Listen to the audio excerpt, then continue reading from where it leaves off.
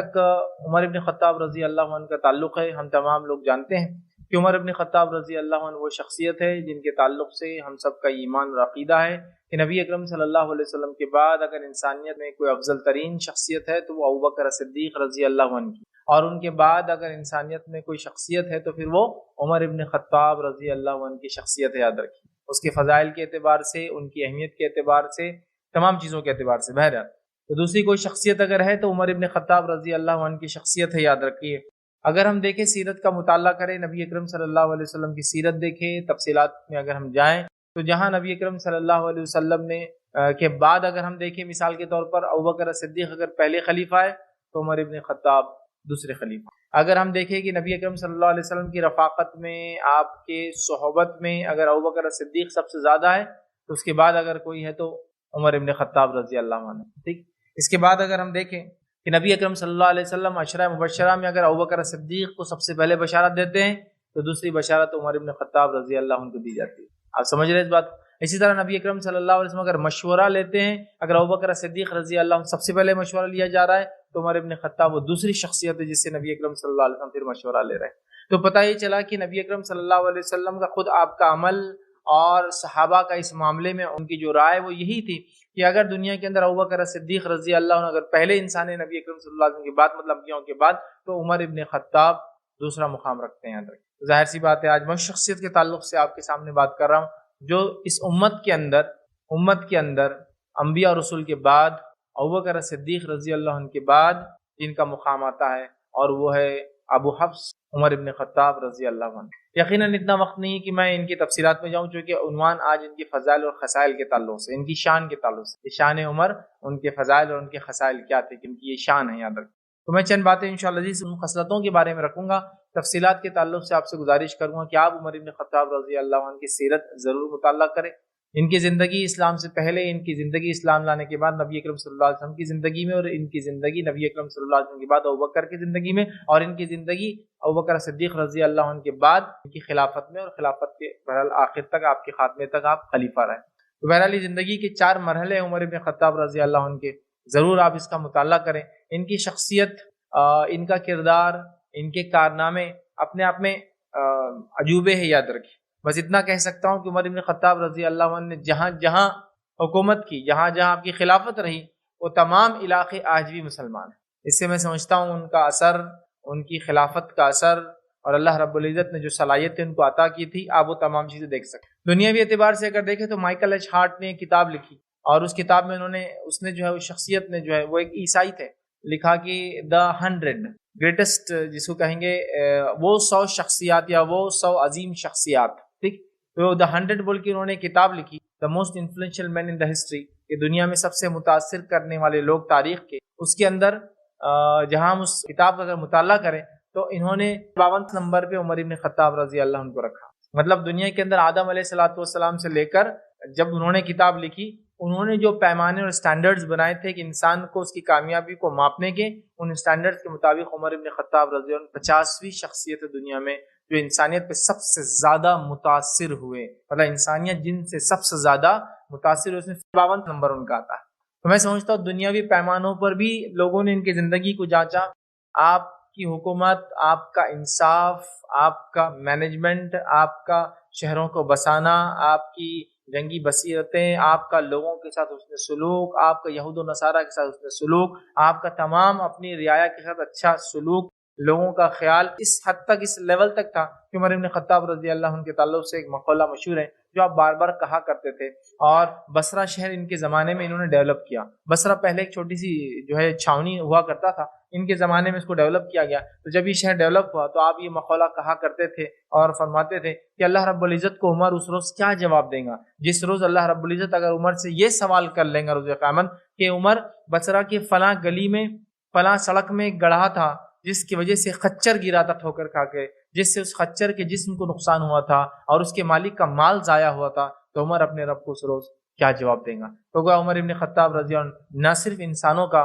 بلکہ جانوروں کے تعلق سے بھی سوچتے۔ ایک مرتبہ جب آپ کے گورنر نے عراق سے جو ہے جزیہ جو ہے لے کر جو ہے بھیجا، اور جزیے کی رقم بہت زیادہ تھی، تو عمر ابن خطاب رضی اللہ عنہ نے پوچھا کہیں تم ایسا تو نہیں کر رہے ہو کہ لوگوں پر ظلم کر رہے ہو اور جزیہ مجھے بھیج رہے ہو؟ مطلب ایسا نہ ہو کہ جزیہ ایک ظالمانہ ٹیکس بن جائے اور لوگ مجبور ہو جائے تم کو دینے کے لیے. تو انہوں نے کہا امیر المومنین جزیہ جتنا لیا نہیں اس سے زیادہ زکوٰۃ اور اس سے زیادہ صدقات دے کر آ گیا.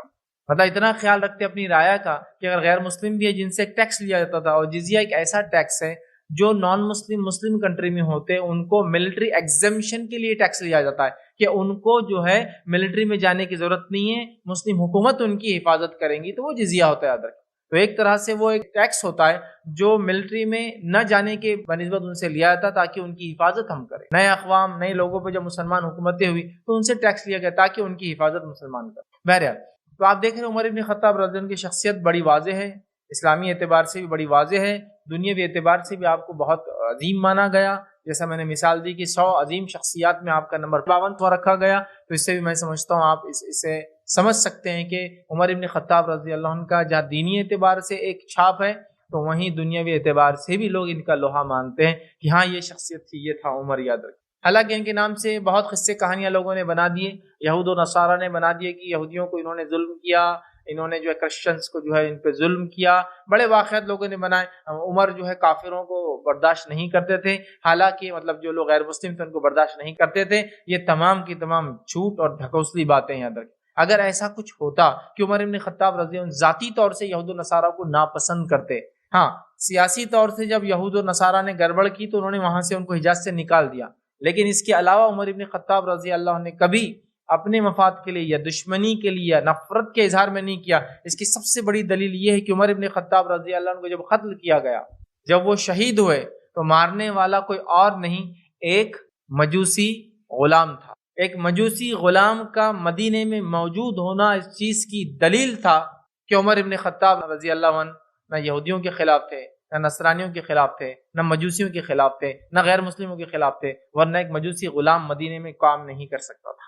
اور یہ وہ غلام تھا جس کے تعلق سے عمر ابن خطاب رضی اللہ عنہ نے ایک بار اشارہ بھی کیا تھا کہ اس کے ارادے مجھے ٹھیک نہیں لگتے، لیکن اس کے بعد بھی دیکھیے برداشت کیا، اس لیے کہ خالی کسی کے بارے میں یہ اس سے کہ یہ کچھ کر سکتا ہے آپ اس کو سزا پہلے تو نہیں دے سکتے.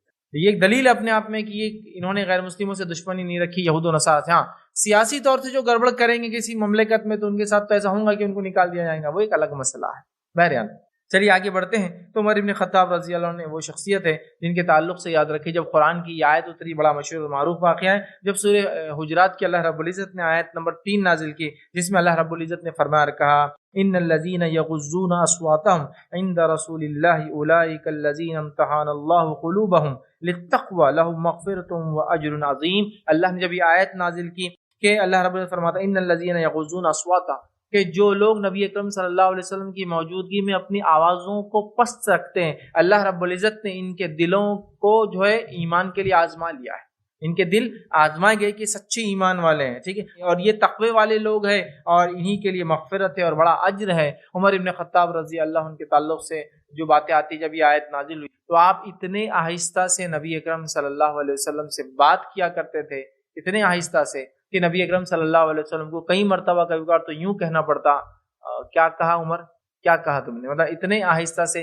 نبی اکرم صلی اللہ علیہ وسلم بات کرتے. اور یہ دلیل تھی جو اللہ رب العزت نے بتائی، جو نبی کی موجودگی میں آوازوں کو پست رکھتے ہیں، منافق نبی کی موجودگی میں آوازیں اونچی رکھتے تھے، تو یہاں اللہ نے فرمایا اللہ نے ان کے دلوں کو تقوی کے لیے آزما لیا ہے، یہ سچے مومن ہیں، انہی کے لیے مغفرت ہے اور اجر عظیم ہے. عمر ابن خطاب رضی اللہ عنہ انہی میں سے ایک تھے جن کے بارے میں اللہ نے گواہی دی. وہ اتنی آہستہ سے بات کرتے نبی اکرم صلی اللہ علیہ وسلم سے، حالانکہ ڈیل ڈال جسامت کے اعتبار سے ایک بڑے لہیم شہیم آدمی تھے اور آواز کے اعتبار سے آواز بھی آپ کی بہت اونچی تھی. یاد رکھیں. بہرحال ہم آگے بڑھتے ہیں اور عمر بن خطاب رضی اللہ عنہ کے تعلق سے چونکہ ابھی ان کی سیرت ہمارا مقصد نہیں ہے، کچھ فضائل اور کچھ خصائل ان کی خصوصیتیں یا خاصیتیں یا خصلتیں انشاءاللہ عزیز میں آپ کے سامنے رکھوں گا جو ان کی شان ہے. یاد رکھیے. تو آئیے ہم اس کے لیے آگے بڑھتے ہیں. اور عمر بن خطاب رضی اللہ عنہ کے تعلق سے اس سے بڑھ کر کیا ہو سکتا ہے کہ اللہ رب العزت نے انہوں نے جب چاہا کہ کاش ایسا ہو جائے تو اللہ رب العزت نے قرآن میں آیتیں اتار دی جیسا عمر بن خطاب رضی اللہ عنہ چاہ رہے تھے. اور آپ خود کئی روایتوں فرماتے ہیں کہ میری چاہت اور میرے رب کی چاہت اور میری چاہت کئی مقامات پر مل گئی، مطلب جو میں چاہ رہا تھا اللہ رب العزت نے وہی چاہا. ٹھیک، تو مطلب میری چاہت اللہ رب العزت کی چاہت سے جا کر مل گئی کہ اللہ بھی یہ چاہ رہا تھا اور میرے دل میں بھی یہ خیال ہے کہ ایسا کاش ہو جائے. اور ان کے تعلق سے ہم جانتے ہیں کہ کئی آیتیں صرف ان کی سوچ کی وجہ سے، ان کی چاہت کی وجہ سے نازل ہوئی۔ مثال کے طور پہ آیت حجاب ان کی وجہ سے نازل ہوئی، جب انہوں نے اللہ کے رسول صلی اللہ علیہ وسلم سے کہا کہ اللہ کے رسول آپ کے پاس اچھے اور برے تمام لوگ آتے ہیں، کاش کی آپ کی بیویاں پردہ کرتی، آیت نازل ہوئی پردے کی۔ اسی طرح انہی کی وجہ سے جب نبی اکرم صلی اللہ علیہ وسلم کی بیویوں نے سب نے مل کر پلان کیا کہ ایک مسئلے میں نبی اکرم صلی اللہ علیہ وسلم کو کہیں گے اور اپنا جو نبی اکرم صلی اللہ علیہ وسلم ان کو اخراجات دیا کرتے اس کو بڑھانے کے لیے وہ کریں گے، اور سب نے اس پہ ضد کی، تو عمر ابن خطاب رضی اللہ عنہ نے فرمایا کہ اگر تم لوگوں نے ضد نہ چھوڑی تو میں ڈرتا ہوں کہ اللہ کے رسول صلی اللہ علیہ وسلم کو طلاق نہ دے دے، کیونکہ تو اللہ رب العزت ان کو تم سے اچھے بیویاں دے سکتا۔ اور اللہ رب العزت نے آیت نازل کر دی قرآن میں کہ اللہ چاہے تو تم تمام کو نبی اکرم صلی اللہ علیہ وسلم طلاق دے سکتے ہیں، اور تم سے اچھی بیویاں اللہ رب العزت نبی اکرم صلی اللہ علیہ وسلم کو دے سکتے ہیں۔ تو انہوں نے سوچا، اللہ نے آیت نازل کر دی۔ اسی طرح جو آتا ہے مقام ابراہیم کے تعلق سے عمر ابن خطاب رضی اللہ عنہ نے ایک مرتبہ یہ کہا کہ اللہ کے رسول کاش ہم نفل نماز یہاں پڑھیں، اور اللہ رب العزت نے وہ آیت نازل کر دی وَاتَّخِذُوا مِن مقام ابراہیم مصلی، وہ آیت اللہ رب العزت نازل کر دی کہ مقام ابراہیم کو تم لوگ مصلی بناؤ۔ اسی طرح ہم دیکھتے ہیں عمر ابن خطاب رضی اللہ عنہ جب یہ خواہش ظاہر کی کہ کاش کی یہ شراب جو ہے حرام ہو جاتی، کاش کی شراب حرام ہو جاتی، اللہ رب العزت نے چند ہی دنوں بعد شراب کی حرمت کی، خمر کی حرمت کی جو آیتیں جو ہے نازل کر دی۔ عمر ابن خطاب رضی اللہ عنہ نے قیدیوں کے تعلق سے جو مسئلہ تھا کہ جنگ بدر میں جو پکڑے گئے کیا کیا جائے، تو آپ نے مشورہ دیا کہ ان کو قتل کر دیا جائے، اور اللہ رب العزت نے بعد میں یہی آیتیں نازل کی۔ تو کئی مرتبہ موافقت میں کہ عمر ابن خطاب رضی اللہ عنہ نے وہی بات کہی جو رب العزت چاہ رہا تھا، اور ان کے ارادے کے اظہار کے بعد آیتیں نازل ہوئی۔ گو اللہ تعالیٰ یہ چاہ رہا تھا، عمر ابن خطاب نے وہی چاہا، تو وہ موافقت ہو گئی جو ان کا رب چاہ رہا تھا اور جو وہ چاہ رہے تھے، مطلب بات مل گئی۔ اور اس تعلق سے بہرحال بہت ساری روایتیں بھی آتی ہے۔ انس بن مالک رضی اللہ عنہ اور عبداللہ بن عمر رضی اللہ عنہ فرماتے ہیں کہ عمر ابن خطاب رضی اللہ عنہ کے تعلق سے کہ 3 مقامات ایسے جب ان کی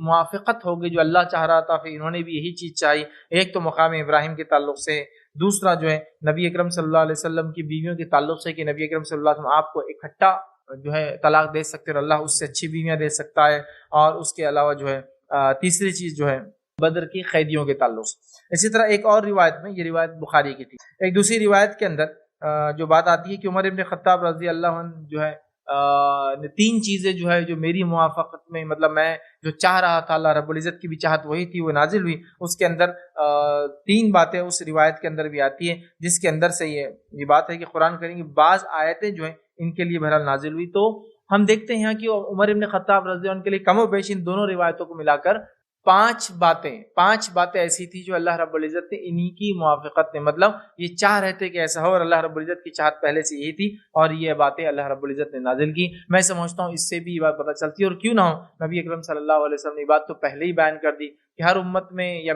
میری پچھلی امتوں میں کچھ شخصیات ایسی ہوتی جو الہامی ہوتی، اگر میری امت میں کوئی ہوتا تو وہ عمر ہوتا، جس پہ الہام ہوتا تو اللہ دل میں بات ڈالتا ہے جن لوگوں کے، اور 5 مرتبہ ایسا ہوا کہ ان کے دل میں بات آئی، ایسا ہو کاش اور رب العزت کی مرضی وہی تھی، اور بعد میں آیتیں نازل ہو گئی۔ اس سے زائد بھی کچھ لوگ لکھتے ہیں بہرحال، لیکن یہ 5 باتیں تو بالکل ایک دم واضح ہے کہ یہ انہی کے بولنے کے بعد نازل ہوئی۔ اب آئیے عمر ابن خطاب رضی اللہ عنہ کے کچھ ہم فضائل دیکھتے ہیں، اور ساتھ میں خصلتیں آپ کی ہم دیکھتے ہیں جو عمر ابن خطاب رضی اللہ عنہ کی ایک شان ہے، یاد رکھیے۔ اور میں آپ کے سامنے بہت زیادہ تو نہیں، لیکن 20 آج جو ہے فضائل اور خصوصیت عمر ابن خطاب رضی اللہ عنہ کی جو خاص تھی وہ رکھنے کی کوشش کروں گا۔ یہ وہ شخصیات ہے، یاد رکھیے، یہ وہ ان شخصیات میں سے، یہ ایک ایسی شخصیت یاد رکھیے صحابہ کی جماعت میں سے جو بالکل ایک دم جس کو کہیں گے روشن مینار کی طرح، یاد رکھیے، جن کو دیکھ کے لوگ اپنی زندگیاں گزار سکتے ہیں۔ ان کی زندگی اپنے آپ میں ہمارے لیے یاد رکھیے نمونہ ہے۔ صحابہ کا یہ اجماع تھا کہ نبی اکرم صلی اللہ علیہ وسلم کے بعد ابوبکر صدیق کا مقام ہے، اور اس پر بھی اجماع تھا کہ ابوبکر صدیق کے بعد عمر ابن خطاب رضی اللہ عنہ کا مقام ہے، اور اس پر بھی اجماع تھا کہ عمر ابن خطاب رضی اللہ عنہ کے بعد عثمان ابن عفان رضی اللہ عنہ کا مقام ہے، اور اس پر بھی اجماع تھا کہ اس کے بعد علی بن ابی طالب رضی اللہ عنہ ان کا مقام ہے۔ سمجھ رہے ہیں؟ تو بہرحال میں ایسی شخصیت کی بات آپ کے سامنے آج بہرحال رکھنے کی کوشش کر رہا ہوں۔ چلیے آئیے ایک کے بعد ایک دیگر ان کے ہم فضائل میں آپ کے سامنے رکھتا ہوں۔ پہلا آئیے ہم شروعات کرتے ہیں کہ یہ نبی اکرم صلی اللہ علیہ وسلم سے اپنی جان سے زیادہ محبت کرتے ہیں، یہ ان کی پہلی خصوصیت ہے، یاد رکھیں۔ اور یہ خصوصیت ایسی خصوصیت ہے جس تعلق سے ہر انسان کو چاہیے کہ اپنے اولاد، اپنے بچوں کو، یا ہر انسان کو چاہیے اپنے آپ کو اور اپنی آل اولاد کو اس چیز میں آگے بڑھائے کہ وہ نبی اکرم صلی اللہ علیہ وسلم کو اپنی جان سے زیادہ محبت کرے۔ سمجھ رہے ہیں؟ یہ ہونا چاہیے۔ عمر ابن خطاب رضی اللہ عنہ کی خصوصیت، یہ واقعہ اس طرح سے چلتا ہے، اور واقعہ یہ جو ہے صحیح بخاری کا واقعہ ہے۔ روایت کے الفاظ اس طرح سے، عبداللہ بن حشام روایت کرتے ہیں کہ ایک دن رسول اللہ صلی اللہ علیہ وسلم عمر رضی اللہ عنہ کا ہاتھ پکڑے ہوئے تھے، اور عمر رضی اللہ عنہ نے کہا، اے اللہ کے رسول صلی اللہ علیہ وسلم، آپ مجھے اپنی جان کے علاوہ سب سے زیادہ محبوب، آپ مجھے اپنی جان کے علاوہ سب سے زیادہ محبوب۔ ٹھیک، تو نبی اکرم صلی اللہ علیہ وسلم نے عمر ابن خطاب رضی اللہ عنہ کی جب یہ بات سنی تو فرمایا، اس ذات کی قسم جس کے ہاتھ میں میری جان ہے، یہ کافی نہیں ہے جب تک کہ تم مجھے اپنی جان سے زیادہ محبوب نہ سمجھو۔ ٹھیک، سمجھو، اور صحیح معنوں میں محبت رسول، جب تک تم اپنی جان سے زیادہ مجھے محبوب نہیں سمجھو گے، صحیح معنوں میں جب تک کہ تم محبت رسول کا تقاضا ادا نہیں کرو گے یا جو اس کا حق ہے وہ ادا نہیں کر پاؤ۔ عمر ابن خطاب رضی اللہ عنہ نے فوراً اپنی نیت کی اصلاح کی اور کہا کہ اللہ کے رسول صلی اللہ علیہ وسلم، میں اپنی جان سے بھی زیادہ، پہلے کیا کہا تھا؟ اپنی جان چھوڑ کر باقی سب سے زیادہ محبت کرتا ہوں۔ پھر کہا کہ اگر تم واقعی میں ایمان والے ہو تو ایمان کا تقاضا یہ ہے، یا محبت رسول کا تقاضا یہ ہے کہ اپنی جان سے بھی زیادہ انسان محبت کرے نبی اکرم صلی اللہ علیہ وسلم سے۔ عمر ابن خطاب رضی اللہ عنہ جو ہی یہ سنا، آپ نے فوراً اپنی اصلاح کی نیت کی اور فرمایا، میں اپنی جان سے بھی زیادہ اللہ کے رسول صلی اللہ علیہ وسلم آپ سے محبت کرتا ہوں۔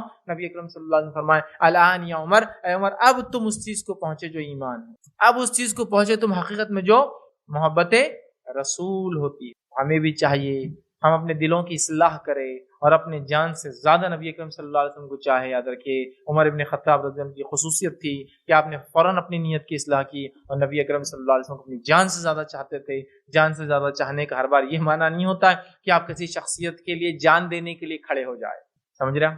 یہ بھی ایک معنی ہو سکتا ہے، لیکن یہی ایک معنی نہیں ہے، میں یہ بتانا چاہ رہا ہوں۔ ظاہر سی بات ہے، آپ جس سے محبت کرتے ہیں اس کے لیے جان دے بھی سکتے ہیں، یہ ایک الگ مسئلہ ہے، لیکن یہاں محبت رسول کا تقاضا یہ ہے کہ آپ جب نبی اکرم صلی اللہ علیہ وسلم آپ اور میں ایمان لاتے ہیں تو نبی اکرم صلی اللہ علیہ وسلم کے بتائے گئے طریقے پر چلے۔ ضرورت پڑی تو جان بھی دیں گے، ایک الگ بات ہے، لیکن طریقے پر چلے، پہلے زندہ تو رہے ان کے طریقے پر۔ یہاں صرف آج مسئلہ یہ ہے کہ ہم لوگ جان دینے کو تیار ہیں ان کے نام پہ، لیکن اس طریقے پہ چلنے کو ریڈی نہیں ہے، نہیں ہے۔ نبی کی پیدائش اس کے لیے ایک جشن، لیکن اسی نبی نے کیا کسی نماز کو کبھی قضا کیا بے وجہ یا چھوڑا؟ نہیں۔ تو پھر فجر میں تو غائب ہے، پھر نبی کی پیدائش کا جشن بھی ہو رہا۔ سوال یہ ہے، کیا صرف اس محبت کو یہیں تک لا کے چھوڑ دیا کہ صرف محبت کریں گے، جان دینے کے لیے ریڈی ہے، لیکن ان کے بتائے ہوئے طریقے پر جینے کو ریڈی نہیں ہے؟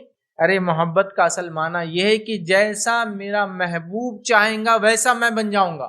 محبوب سمجھ، جس سے آپ محبت کرتے ہیں، تو میرا محبوب جیسا چاہیں گا ویسا میں رہوں گا۔ تو نبی اکرم صلی اللہ علیہ وسلم جیسا چاہا صحابہ ویسے رہے، یہ اصل حقیقی محبت کا تقاضا۔ یاد رکھیے، صرف یہ نہیں کہ جان دینے کو ہم کھڑے ہو جائے، ان کے مطابق اپنی زندگیاں گزارے، یہ تقاضا ہے اس محبت کا۔ تو ایسی محبت ہمارے مرد بھی کرے، ایسی محبت نبی سے ہماری عورتیں بھی کرے، ایسی محبت نبی سے ہمارے بچے بھی کرے۔ تو عمر ابن خطاب رضی اللہ عنہ ایسے ہی کرے۔ پہلے ان کو یہ بات سمجھ میں نہیں آئی، انہوں نے کہا اپنی جان سے زیادہ، لیکن اللہ کے رسول صلی اللہ علیہ وسلم فرمایا ابھی تم ایمان کو نہیں پہنچے۔ فوراً کہا، سمجھ گئے مسٹیک کہاں ہو رہی، کہا اپنے جان سے بھی زیادہ، کہا آن یا عمر، عمر اب تم پہنچے، اب تم پہنچے حقیقی محبت کے تقاضوں، اب تم پہنچے، یا اب تمہاری یہ محبت واقع میں حقیقی محبت رسول۔ عمل عمر ابن خطاب نے عمل کیا اپنے۔ چلیے آئیے ہم آگے بڑھتے ہیں۔ عمر ابن خطاب رضی اللہ عنہ کے تعلق سے جو بڑی فضیلت ایک دوسری آتی ہے، یاد رکھیے، یہ بڑی فضیلت یاد رکھیے، اور یہ فضیلت عمر ابن خطاب رضی اللہ عنہ کے علاوہ کسی صحابی کو نہیں ملی، یہاں تک کہ ابوبکر صدیق رضی اللہ عنہ کو یہ فضیلت نہیں۔ اور آپ کی فضیلت میں سے دوسری فضیلت جو بڑی اہم ہے، یاد رکھیے، وہ یہ تھی، ترمذی کی روایت ہے اور حدیث کے الفاظ اس طرح سے کہ میرے بعد اگر کوئی نبی ہوتا تو وہ عمر ہوتا۔ اتنی بڑی فضیلت یاد رکھیے، کسی انسان کو ایسی بشارت نہیں۔ امت مسلمہ کے اندر ابوبکر صدیق رضی اللہ عنہ کو بھی یہ مقام نہیں ملا، حالانکہ ہم سب کا ایمان ہے کہ یہ سب سے افضل شخصیت تھی، لیکن ظاہر سی بات ہے کچھ چیزیں ایسی ہوتی ہے جو اللہ کے فیصلے ہوتے ہیں، اس معاملے میں ہم دخل نہیں دے سکتے، اللہ کی حکمتیں ہوتی ہے، ہم شاید اس کو سمجھ پائے یا کبھی سمجھ بھی نہ پائے۔ تو یہاں عمر ابن خطاب رضی اللہ عنہ کے تعلق سے نبی اکرم صلی اللہ علیہ وسلم فرمائے، ترمذی کی روایت ہے، اور بھی روایت ابن حبان، حاکم اور بھی دیگر کتابوں میں روایت آتی ہے، یاد رکھیے حسن درجے سے یا صحیح کے درجے میں بہرحال آتی ہے۔ تو بہرحال اس روایت کے الفاظ یہ ہے کہ میرے بعد اگر کوئی نبی ہوتا تو عمر ہوتا۔ تو آپ اندازہ لگائیے عمر ابن خطاب رضی اللہ عنہ کا کیا مقام، کیا مرتبہ ہے، ٹھیک، اور آپ کی شخصیت کتنی افضل شخصیت ہے، یاد رکھیں کہ نبی اکرم صلی اللہ علیہ وسلم فرما رہے ہیں میرے بعد اگر کوئی ہوتا تو عمر ہوتا۔ دوسرے کسی کو یہ مقام، یہ الفاظ اللہ کے رسول نے کسی اور کے لیے کبھی ادا نہیں۔ سمجھ رہے بات کو؟ تو یہ بہت بہت بہت بڑی فضیلت ہے شخصیت کی، یاد رکھیے۔ اور بڑی افسوس کی بات ہے کہ ہم نے اتنی بڑی بڑی شخصیت اور نمونے ہمارے پاس جس کو کہیں گے آئیڈیل، جس کو دیکھ کر اپنی زندگی ہم گزار سکتے موجود ہے، خود نبی اکرم صلی اللہ علیہ وسلم کی زندگی محفوظ ہے، اس کے علاوہ دیگر خلفاء راشدین اور دیگر صحابہ کی ایک بڑی جماعت ہے۔ لیکن کتنی افسوس کی بات ہے کہ ہم اپنے اپنے آئیڈیلز، اپنے ہیروز اور پتہ نہیں کس کس کو بنا لیا اور اس کے مطابق زندگی گزار رہا ہے۔ اور یہ شخصیات ہیں، یہ دوسری بہت بہت بہت بڑی فضیلت ہے جو آپ کے علاوہ کسی صحابی کے لیے نبی اکرم صلی اللہ علیہ وسلم نے کبھی نہیں۔ آئیے عمر بن خطاب رضی اللہ عنہ کی تیسری فضیلت جو صحیح بخاری کی روایت میں آتی ہے وہ یہ ہے کہ ابو ہریرہ رضی اللہ عنہ فرماتے اور کہتے ہیں کہ رسول اللہ صلی اللہ علیہ وسلم نے فرمایا، تم سے پہلی امتوں میں الہامی لوگ ہوا کرتے تھے، تم سے پہلی امتوں میں ایسے لوگ ہوتے ہیں جن پر اللہ الہام کرتا، دل میں بات ڈالتا، ٹھیک، الہام کرتا، دل میں ان کے بات ڈالتا۔ تو تم سے پہلے کی امتوں میں الہامی شخصیت جو ہے لوگ ہوا کرتے تھے، اگر میری امت میں کوئی شخص الہامی ہوتا تو وہ عمر ہوتا، اگر میری امت میں کوئی الہامی شخص ہوتا تو وہ عمر ہوتا۔ مطلب تم سے پچھلی قوموں میں ایسے لوگ گزرے ہیں جو الہامی ہوا کرتے تھے، اللہ تعالیٰ ان کے دل میں بات ڈالا کرتا تھا، جس کی ایک جیتی جاگتی مثال موسیٰ علیہ السلام کی والدہ ہے، جن کی تعلق سے اللہ رب العزت نے فرمایا ہم نے موسیٰ علیہ السلام کی والدہ کی طرف الہام کیا، دل نے بات ڈالی کہ اپنے بچے کو جب تو خوف کھا تو پانی میں ڈال دے چھوڑ دے، ہم تجھے اس کو واپس ملا دیں گے۔ یہ الہام تھا، یاد رکھ، تو بولتے دل نے بات آنا، اور یہ اللہ کے نیک بندوں کے ساتھ اللہ تعالیٰ کرتا تھا۔ تو نبی اکرم صلی اللہ علیہ وسلم فرما رہے پچھلی امتوں میں الہامی شخصیات ہوا کرتی تھی، اگر اس امت میں میرے بعد کوئی الہامی شخصیت ہوں گی تو وہ عمر ہوں گا۔ اور کیوں نہ ہو، کتنی بار عمر ابن خطاب رضی اللہ عنہ نے جو سوچا وہ ان کی رب کی موافقت میں تھا، اللہ نے وہی چاہا۔ 5 واقعات تو ہمارے پاس، یہ 5 آئے تھے ان کی وجہ سے، سمجھ رہا۔ تو بہرحال یہ جو ہے الہامی بہرحال وہ تھے، اور اسی وجہ سے صحابہ کی جماعت ہم دیکھتے ہیں جب عمر ابن خطاب رضی اللہ عنہ نے جو ہے مقام ابراہیم کو سرکا دیا۔ مقام ابراہیم پہلے کعبے سے بڑا قریب تھا، بڑا قریب تھا، لیکن اب کعبے سے تھوڑا دور ہے۔ ہم دیکھا طواف لوگ کرتے تھے، پہلے کعبے سے قریب ہوا کرتا تھا، اب تھوڑا دور ہے۔ عمر ابن خطاب رضی اللہ عنہ نے اس کو ہٹایا تھا، اور صحابہ میں سے کسی صحابی نے ان کو روکا نہیں تھا، لیکن صحابہ بھی یہی مانتے تھے کہ عمر الہامی شخصیت، اگر عمر نے کیا ہے تو کوئی وجہ ہوں گی، اور کسی نے بھی اختلاف نہیں کیا کیوں ہٹایا گیا۔ وہ پہلے قریب تھا کافی، اب دور ہے۔ حضرت عمر نے کیا، تو اگر الہامی کوئی شخص ہوتا کہ اللہ جس کے دل میں بات ڈالے صحیح، تو آپ نے فرمایا وہ عمر ہوتا، اور 5 مرتبہ تو اللہ کے رسول صلی اللہ علیہ وسلم کی زندگی میں ایسا واقعہ۔ آئیے عمر ابن خطاب رضی اللہ عنہ کی چوتھی ہم دیکھتے ہیں خصوصیت، وہ کیا ہے؟ وہ یہ ہے کہ جو ہے نبی اکرم صلی اللہ علیہ وسلم نے ایک واقعے پر عمر ابن خطاب رضی اللہ عنہ کو فرمایا تھا اور کہا تھا، اس ذات کی قسم جس کے ہاتھ میں میری جان ہے، جب کہیں کسی راستے سے شیطان سے تیرا سامنا ہوتا ہے تو وہ تیرا راستہ چھوڑ کر دوسرے راستے جانے لگتا ہے۔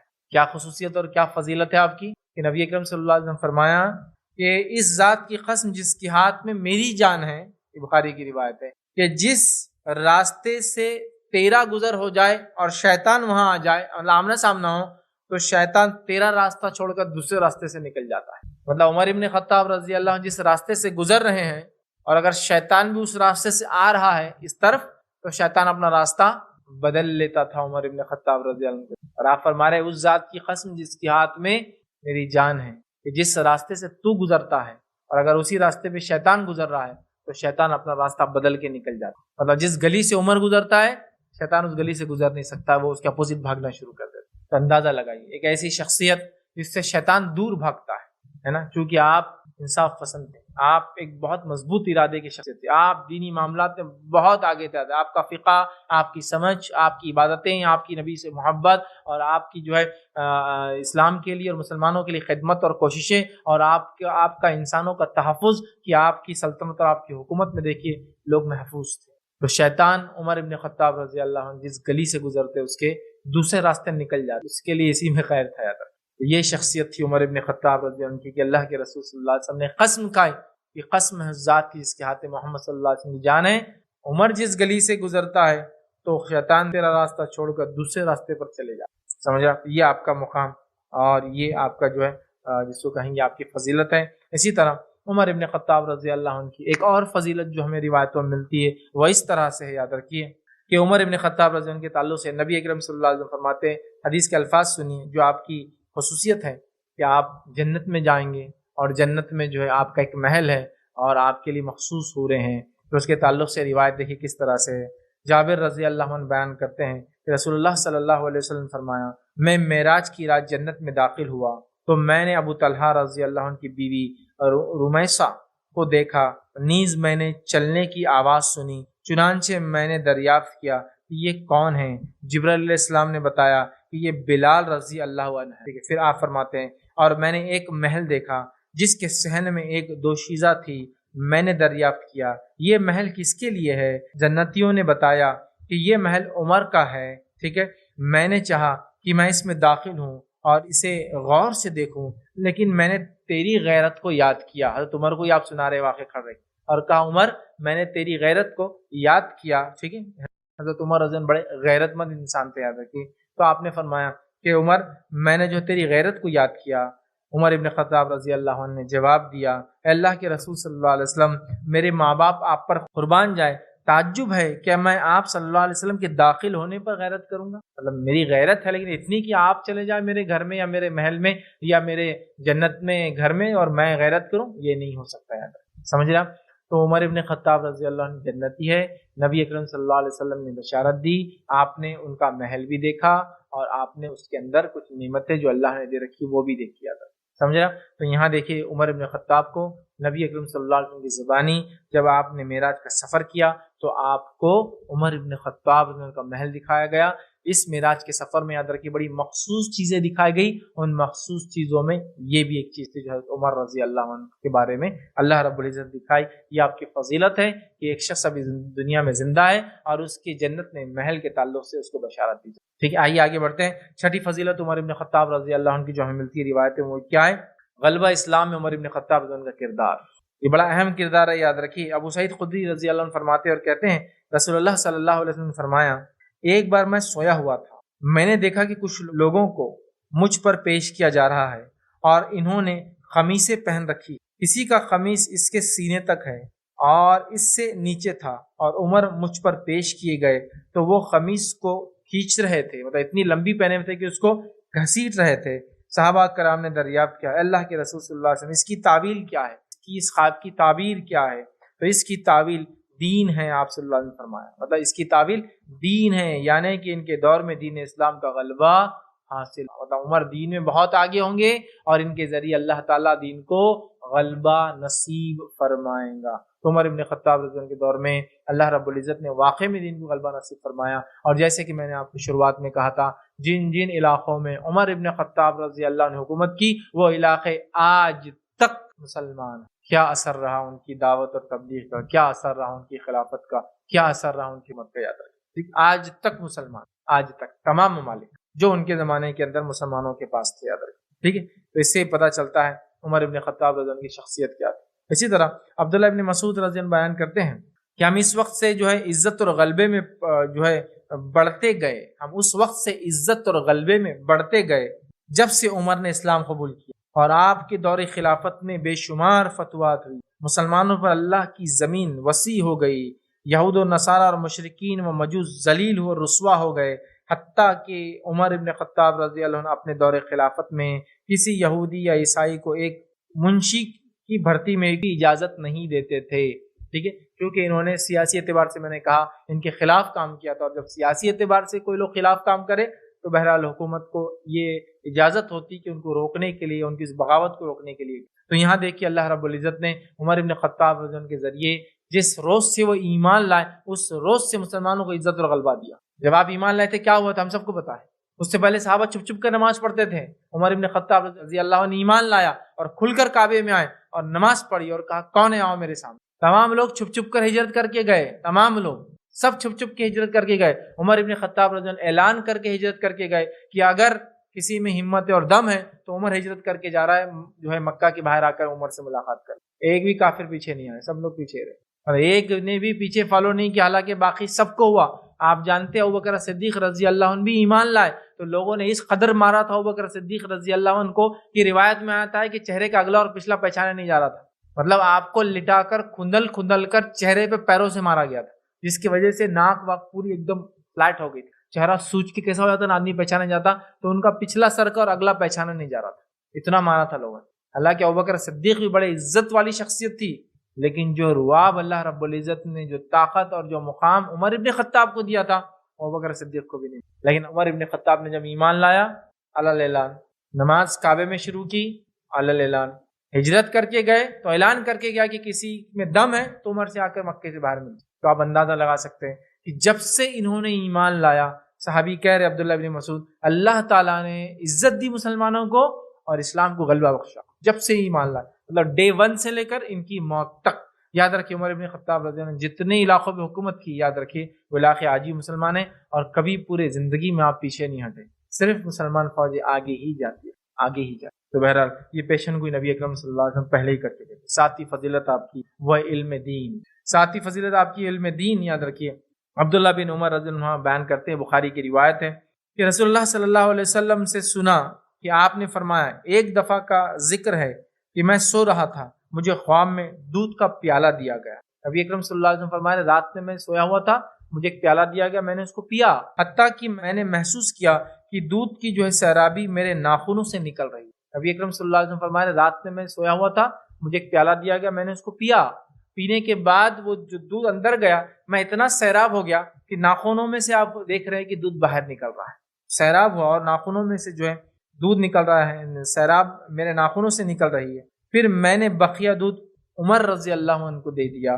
ٹھیک ہے، صحابہ کرام نے دریافت کیا، اے اللہ کے رسول صلی اللہ علیہ وسلم آپ اس کی کیا تعویل فرماتے ہیں، کیا تعبیر ہے اس خواب کی جو آپ کو پیالہ دیا گیا دودھ کا آپ پی رہے ہیں، ناخنوں میں سے نکل رہا ہے، پھر حضرت عمر رضی اللہ عنہ کو آپ دے رہے ہیں اور وہ پی رہے ہیں. تو آپ نے فرمایا اس کی تعبیر علم ہے، اس کی تعبیر علم ہے کہ مجھے علم دیا گیا اور نبی کو جو علم دیا گیا اسی میں سے پھر عمر ابن خطاب رضی اللہ عنہ خواب میں آپ دیکھ رہے ہیں علم دیا گیا. یاد رکھیں ہے نا، آج شرعی علوم حاصل کرنے، فقہ کا علم حاصل کرنے، دعوت و تبلیغ کا علم حاصل کرنے ہم مدارس جاتے ہیں، وہاں جا کے سندیں ہمیں ملتی. یہاں نبی اکرم صلی اللہ علیہ وسلم عمر کو سند دے رہے ہیں کہ عمر کے پاس دین کا علم، اور نبی اکرم صلی اللہ علیہ وسلم دیکھ کتنا فرما رہے ہیں کہ ایک دفعہ کا ذکر ہے میں سو رہا اور مجھے دودھ دیا گیا، میں نے اسے پیا، اتنا پیا کہ سیر ہو کے ناخنوں سے نکلنے لگا، پھر میں نے عمر کو دے دیا، بچا ہوا. لوگوں نے پوچھا کیا تعبیر، تو قائل اللہ کے رسول صلی اللہ علیہ وسلم کی زبانی آپ کو سند ملی علم، دین کے علم، ہے نا. سمجھ رہے ہیں بات کو،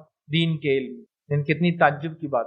کچھ لوگ عمر ابن خطاب رضی اللہ عنہ کے نام سے چند مسائل کو تو لیتے ہیں لیکن بقیہ آپ کی زندگی سے فقہ نہیں لیتے. عمر ابن خطاب رضی اللہ عنہ کی آپ زندگی پڑھیں، یہ بڑی افسوس کی بات بھی ہے کہ ہم نے ان کی زندگیوں سے جو فقہ انہوں نے دیا وہ لکھا نہیں ہم نے، یا لکھا بھی گیا تو ہم لوگ زندگیوں میں اس کو نہ پڑھتے ہیں نہ عمل میں لانے کی کوشش کرتے ہیں. انہوں نے اپنی سمجھ دین کے تعلق سے، ان کے فتاوے، ان کے تعزیراتی حکم، ان کے جس کو کہیں گے مسلمانوں کے یا انسانیت کے فائدے کے لیے جو احکام جاری کیے، انہوں نے جو فیصلے کیے جب دو لوگوں میں اختلاف ہوتا تھا، یہ بڑی اہم چیزیں ان کا فقہ، ان کی سمجھ تھی. یاد ہے بڑی اہم چیزیں، یاد ہے بڑی اہم چیزیں. یاد رکھیں ان چیزوں کو امت کو مطالعہ اور پڑھنے کی بڑی سخت ضرورت ہے. یاد رکھیں. بہرحال اور کچھ لوگوں نے کتابیں بھی لکھی، بہرحال فقہ عمر، فقہ عثمان، فقہ علی میں نے دیکھا ہوں بہرحال، لیکن اس کو اور ان ڈیپتھ ہم کو پڑھ کے اس کے اوپر جو اسٹڈی کرنے کی بہرحال ضرورت ہے کہ ان صحابہ نے کچھ معاملات اور مسائل کو کیسے لیا، یاد رکھیں کیسے اس پہ عمل، کیا ان کی سوچ تھی، کیا ان کا فقہ تھا اور کیا سمجھ تھی اس معاملے میں. ٹھیک ہے، عمر ابن خطاب رضی اللہ عنہ یاد رکھیے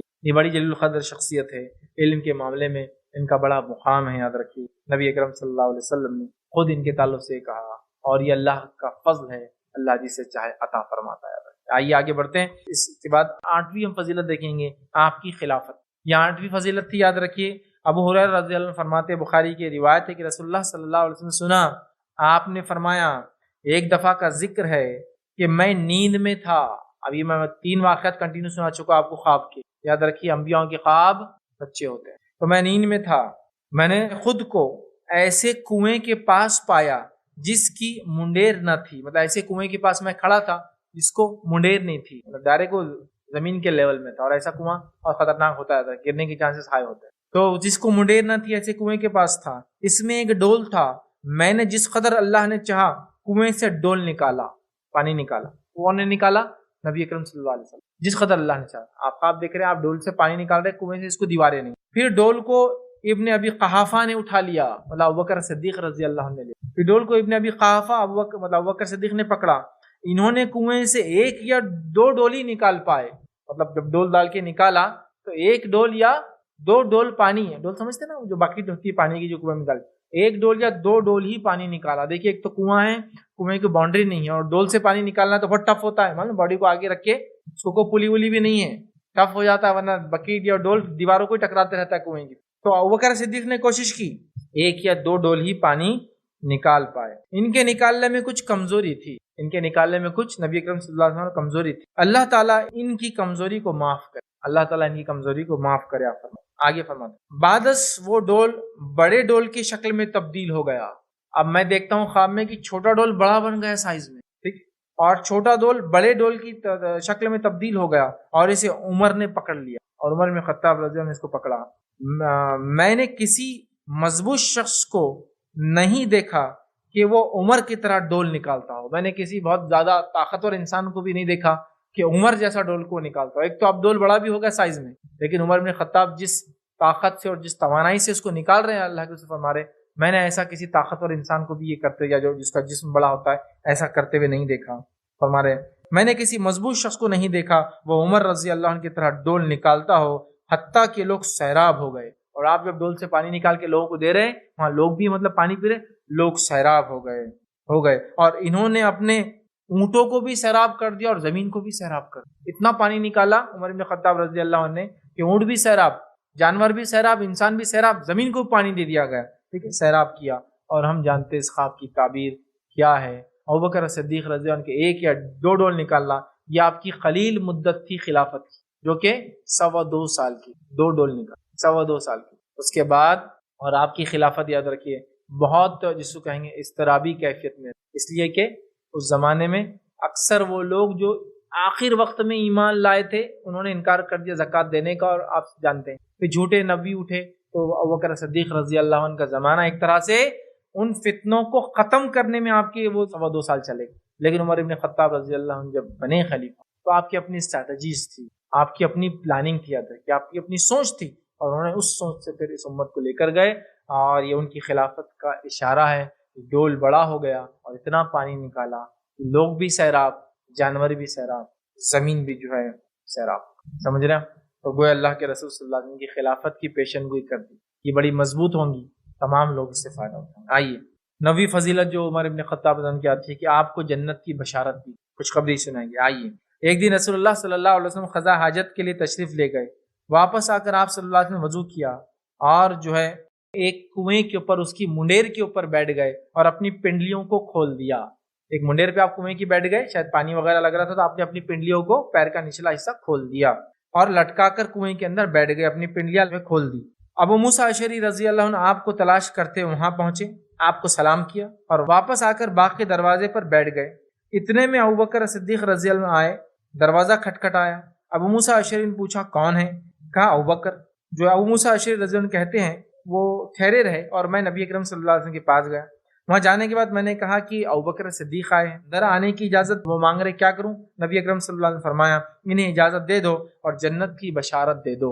وہ گئے، دروازہ کھولا اور ان کو ابوبکر صدیق کو جنت کی بشارت دی۔ ٹھیک، اس کے بعد ابو موسیٰ اشعری رضی اللہ عنہ فرماتے ہیں کہ ابوبکر صدیق رضی اللہ عنہ اندر آئے اور نبی اکرم صلی اللہ علیہ وسلم کے سیدھے ہاتھ کی طرف بیٹھ گئے، اور کنویں پر ویسے ہی منڈیر پر بیٹھ کر پیر لٹکا دیے اور انہوں نے پنڈلیاں کھول دی اپنی۔ اس کے بعد جو ہے عمر ابن خطاب آئے، دستک دی انہوں نے پوچھا کون ہے؟ تو کہا عمر ابن خطاب۔ نبی اکرم صلی اللہ علیہ وسلم سے کہا کہ عمر ابن خطاب ہے، کیا کروں؟ تو کہا دروازہ کھول دو، عمر کو آنے کی اجازت دو اور اسے جنت کی بشارت دے دو۔ ابو موسیٰ اشعری رضی اللہ عنہ فرماتے ہیں کہ انہوں نے بشارت دی۔ عمر ابن خطاب رضی اللہ عنہ بھی کنویں پہ آئے اور نبی اکرم صلی اللہ علیہ وسلم الٹے ہاتھ پہ بیٹھ گئے، آپ نے بھی اپنے کنویں کے اندر پیر لٹکا دی جیسا وہ دو لٹکائے تھے، اور اپنی پنڈلیوں کو کھول دیا۔ ٹھیک ہے، تو آپ کو نبی اکرم صلی اللہ علیہ وسلم نے زندگی بشارت دی، یہ بخاری کی روایت تھی۔ ٹھیک ہے، آپ کا جنت نے محل دیکھا، آپ کو بشارت دی۔ آئیے 10ویں فضیلت عمر ابن خطاب رضی اللہ عنہ کی وہ جو آتی ہے وہ یہ ہے کہ آپ رضی اللہ عنہ ابوبکر صدیق رضی اللہ عنہ کے بعد محمد صلی اللہ علیہ وسلم کو سب سے زیادہ پسند۔ اللہ کے رسول صلی اللہ علیہ وسلم جن لوگوں سے محبت کرتے تھے اس میں ابوبکر صدیق رضی اللہ عنہ کے بعد عمر ابن خطاب رضی اللہ عنہ آپ کو سب سے زیادہ پسند۔ آئیے واقعہ کس طرح سے کہ عمرو بن عاص رضی اللہ عنہ فرماتے ہیں، صحیح بخاری کی روایت ہے کہ نبی اکرم صلی اللہ علیہ وسلم کے پاس وہ پہنچے اور ایک مرتبہ آپ سے دریافت کیا، کوشچن کیا کہ آپ صلی اللہ علیہ وسلم کو سب سے زیادہ محبوب کون ہے؟ تب جو ہے رسول اللہ صلی اللہ علیہ وسلم فرمایا عائشہ۔ تو انہوں نے کہا کہ مردوں میں سب سے زیادہ کون محبوب ہے؟ جو تو آپ کی بیوی ہے، لیکن مردوں میں آپ کو سب سے زیادہ کون محبوب ہے؟ تو نبی اکرم صلی اللہ علیہ وسلم فرمایا عائشہ کا باپ، عائشہ کے والد ابوبکر صدیق۔ ٹھیک، پھر انہوں نے سوال کیا پھر اس کے بعد آپ صلی اللہ علیہ وسلم کو کون پسند ہے مردوں میں؟ تو رسول اللہ صلی اللہ علیہ وسلم فرمایا عمر ابن خطاب. تو نبی اکرم صلی اللہ علیہ وسلم ابوبکر صدیق رضی اللہ عنہ کے بعد سب سے زیادہ محبت عمر ابن خطاب رضی اللہ عنہ سے کرتے تھے. عمرو بن عاص رضی اللہ عنہ کے یہ سوال بھی بڑا عجیب ہے، بڑا عجیب. یہ سوال کرنے کی وجہ کیا تھی میں آپ کو اگر بتاؤں، اس حدیث کو اگر آپ مطالعہ کریں. عمرو بن عاص رضی اللہ عنہ بہت ابتدا میں ایمان نہیں لائے تھے، ابتدا میں ایمان لانے والوں میں سے نہیں، بعد میں ہجرت کر کے آئے اور خالد بن ولید رضی اللہ عنہ کے ساتھ ایمان لائے. جنگ بدر کے بعد کی بات سمجھ رہا، تو بہت دن بعد لائے. لیکن ایک جانی مانی شخصیت، مشہور شخصیت عمرو بن عاص بہت زیادہ ڈپلومیٹک انسان تھے. یہ کہ بیوروکریٹک بڑے بڑے شان اور بادشاہوں سے، سلاطین سے ان کے تعلقات تھے، جن سے ٹرمز کنڈیشن بات چیت کرنا اور یہ سب ان کو بہت اچھے سے آتا تھا. نبی اکرم صلی اللہ علیہ وسلم جب یہ ملے اور نبی اکرم صلی اللہ علیہ وسلم جب اخلاق دیکھے، نبی اکرم صلی اللہ علیہ وسلم جب بات چیت دیکھی، تو یہ احساس ہوا کہ شاید نبی اکرم صلی اللہ علیہ وسلم سب سے زیادہ مجھے ہی چاہتے ہیں. اور ہر انسان جو نبی اکرم صلی اللہ علیہ وسلم کے اطراف ہوتا اس کو یہی احساس ہوتا کہ اللہ کے رسول اس کو ہی سب سے زیادہ چاہتے ہیں. تو اب چاہ رہے تھے کہ تصدیق نامہ بھی مل جائے تو پوچھ بیٹھے. لیکن جب دیکھا کہ تیسرے سٹیپ میں بھی میرا نمبر نہیں ہے تو فوراً چوتھا نہیں پوچھا. سمجھ رہا معاملہ اور لیٹ ہوتے جائیں.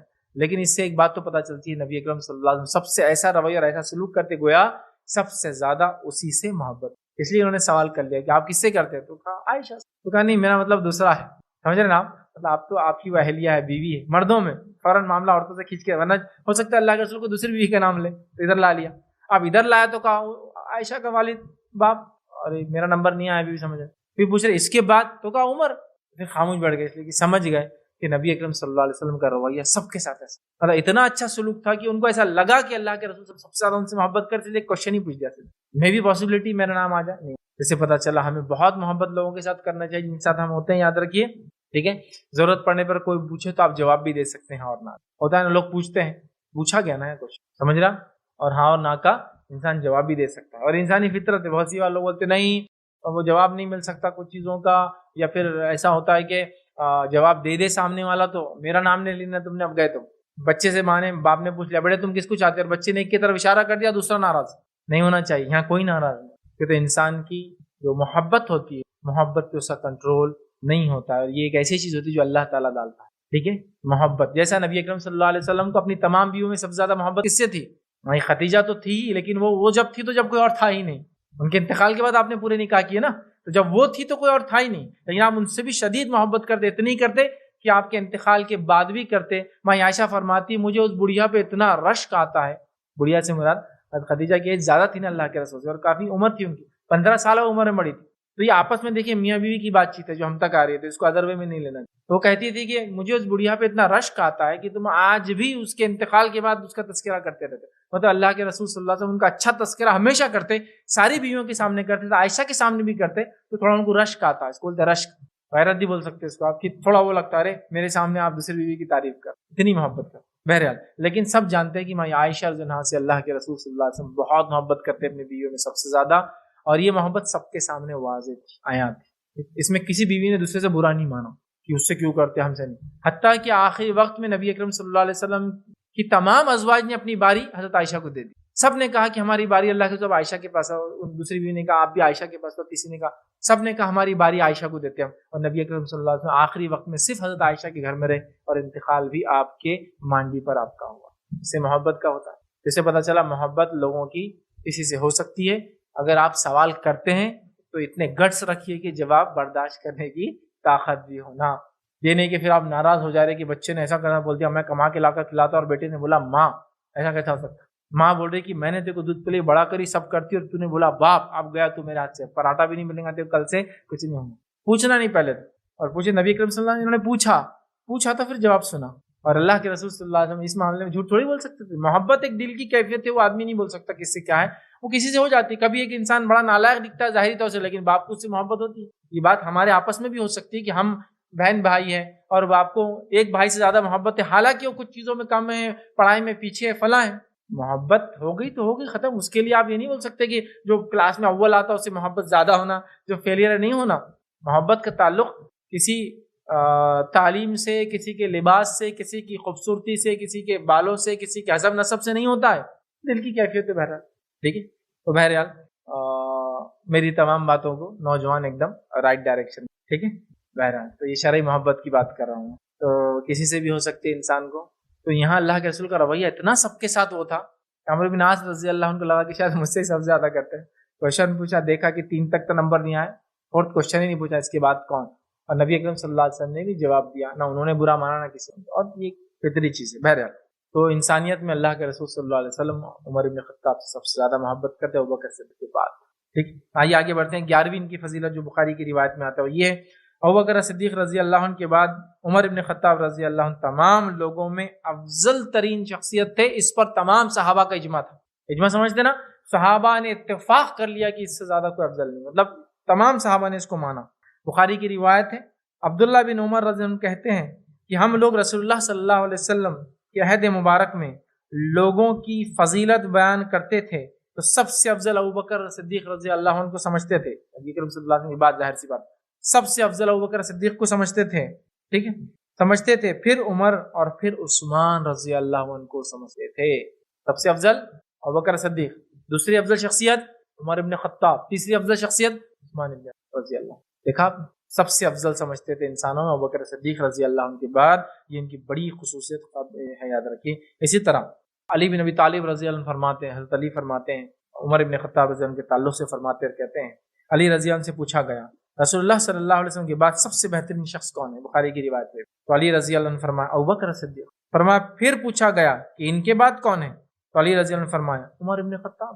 تو حضرت علی کا بھی یہی ماننا تھا کہ سب سے افضل شخصیت ابوبکر صدیق, اس کے بعد عمر ابن خطاب. ٹھیک, آئیے اسی طرح علی بن ابی طالب رضی اللہ عنہ کا قول ہے, عمر ابن خطاب رضی اللہ عنہ کے تعلق سے ایک تبصرہ ہے, اور یہ تبصرہ آتا ہے عمر ابن خطاب رضی اللہ عنہ کے انتقال کے دن. جب آپ کا انتقال ہوا اور آپ کی میت, آپ کے جسم کو ایک تخت پر, پلنگ پر رکھ دیا گیا اور آپ اس پلنگ پر لیٹے ہوئے تھے. عبداللہ ابن عباس رضی اللہ عنہما وہاں موجود تھے, کھڑے تھے, لوگ دیکھ رہے تھے, مغفرت کی دعائیں کر رہے تھے اور آگے بڑھ رہے تھے. اسے پتہ چلا کسی میت کو دیکھ سکتے ہیں, ان کو دیکھا جا رہا تھا, لوگ آگے بڑھ رہے تھے. اور اس کے بعد ہوا یہ کہ عبداللہ بن عباس رضی اللہ عنہ کھڑے تھے, کوئی شخص پیچھے سے آیا, اور آپ کے وہ فرماتے کوئی شخص پیچھے سے آیا, ٹھیک ہے, آ کر کھڑا ہوا اور اپنی جو ہے کونیاں میرے کاندھوں پر رکھ دی. پیچھے سے آ کے میرے نزدیک بالکل کھڑا ہو گیا اور میرے اپنی کونیاں یا ہاتھ میرے کاندھے پر رکھ دیے اور کہنے لگا, اللہ تم پر رحم نازل فرمائے, تم نے اپنے بعد کسی ایسے شخص کو نہیں چھوڑا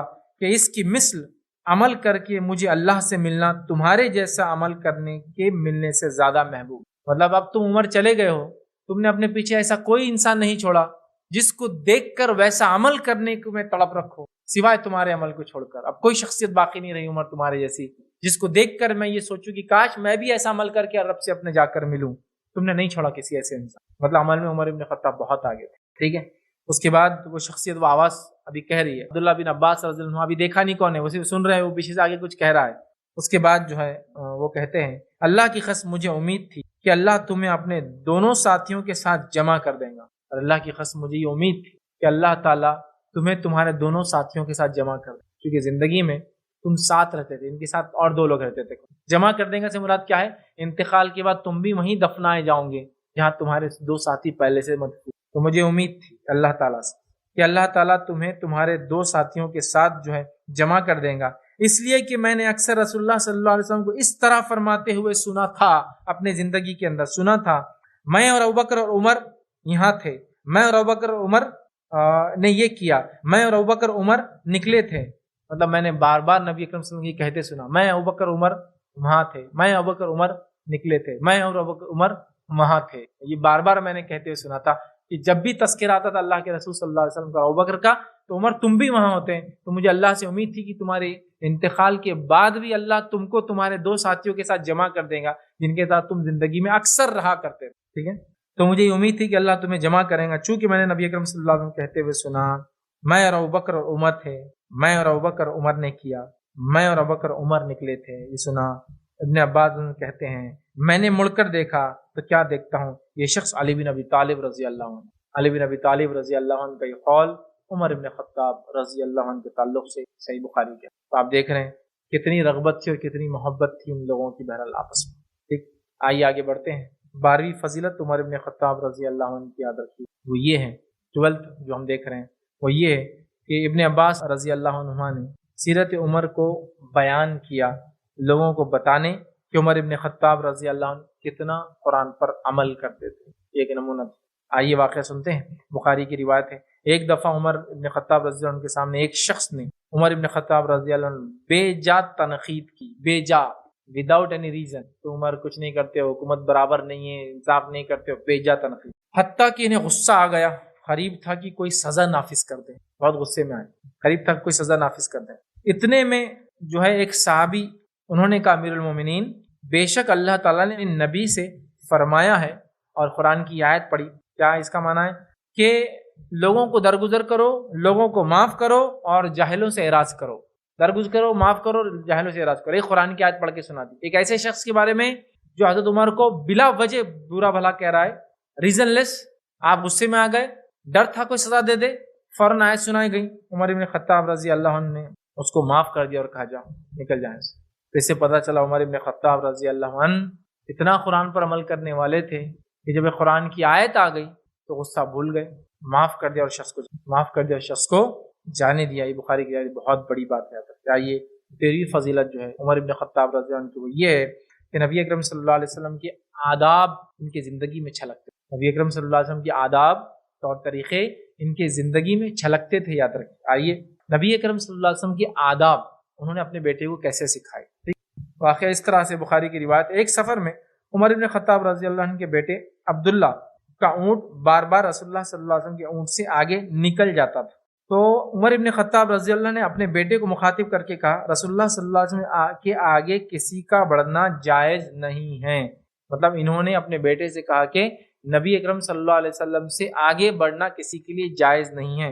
نبی اکرم صلی اللہ علیہ وسلم کی موجودگی میں عمر بن خطاب ہے، ان کے بیٹے عبداللہ بن عمر ہیں، نبی اکرم صلی اللہ علیہ وسلم ہے، اور ان کے بیٹے کا اونٹ جو ہے وہ نبی اکرم صلی اللہ علیہ وسلم کے اونٹ سے آگے جا رہا ہے، تو اپنے بیٹے کو ادب سکھا رہے اور کہہ رہے کہ بیٹے، نبی کی موجودگی میں تمہارے اونٹ کا نبی اکرم صلی اللہ علیہ وسلم سے آگے جانا یہ درست نہیں ہے، یاد رکھیں۔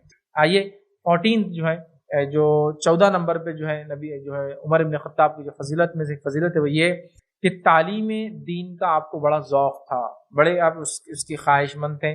گورنر کو عمر بن خطاب رضی اللہ عنہ نے ہدایت کی کہ وہ تمام لوگوں کو دین کی تعلیم دے اور سنت رسول صلی اللہ علیہ وسلم کو سکھلائے۔